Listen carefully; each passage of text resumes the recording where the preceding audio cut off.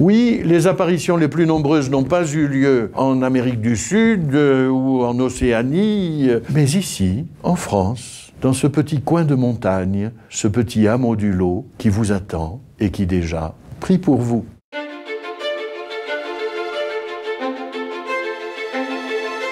Je suis donc le recteur du sanctuaire de Notre-Dame du Lot, sanctuaire des Hautes-Alpes, où la Vierge est longuement apparue à une bergère de la vallée de l'Avance, une des 1000 vallées de notre région.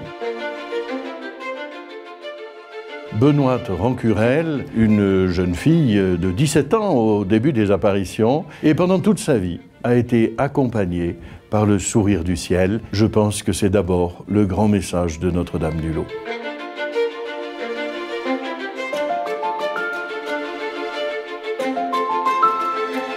La chapelle que vous voyez derrière l'autel de célébration est la chapelle originale des apparitions. Cette chapelle était au milieu d'une prairie à l'époque. Et c'est par-dessus cette chapelle que Benoît a fait construire la basilique que nous connaissons aujourd'hui. La première apparition de la Vierge sur l'autel, la première fois qu'elle la voit dans la chapelle du Lot. Et au-dessus, le tabernacle, vous avez, pour le précieux sang, l'apparition de Jésus en croix.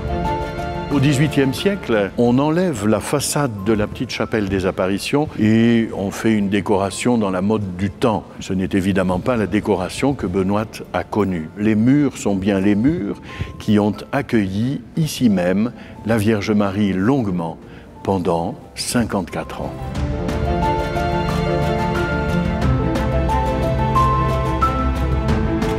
Nous avons donc ici la lampe à huile qui brûle nuit et jour devant le Saint-Sacrement, symbole de notre prière, d'une prière vivante, d'une prière brûlante devant le Seigneur présent sous l'apparence du pain dans le tabernacle. C'est cette huile donc que les pèlerins se font une onction en demandant aussi la guérison de leur maladie.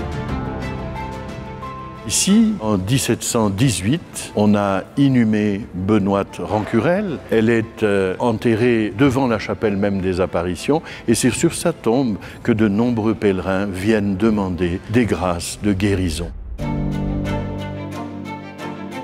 Nous n'avons pas de description de l'apparition. Cette statue est un ex-voto offert par un artiste du XVIIe siècle qui a eu la grâce des parfums. Ici, au moment où il descendait d'Italie jusque vers la Provence, où il avait un chantier. Cet artiste a offert une Vierge en marbre de Carrare, et cette Vierge qu'a connue Benoît est devenue Notre-Dame du Lot. Mais Benoît n'a jamais donné de description, elle a toujours dit qu'il y avait tellement de lumière qui se dégageait de son visage et de l'apparition qu'elle n'a jamais bien pu distinguer les traits, nous disent les manuscrits.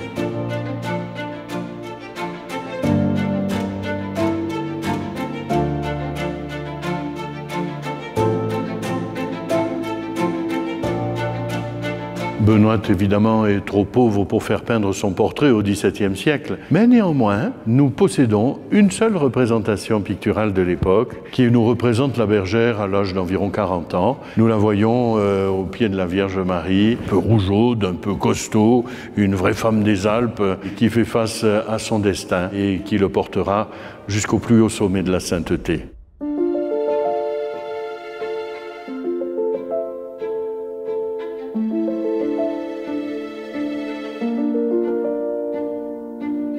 Nous sommes aujourd'hui 7 prêtres en permanence et 6 religieuses bénédictines du Sacré-Cœur de Montmartre au service du pèlerinage.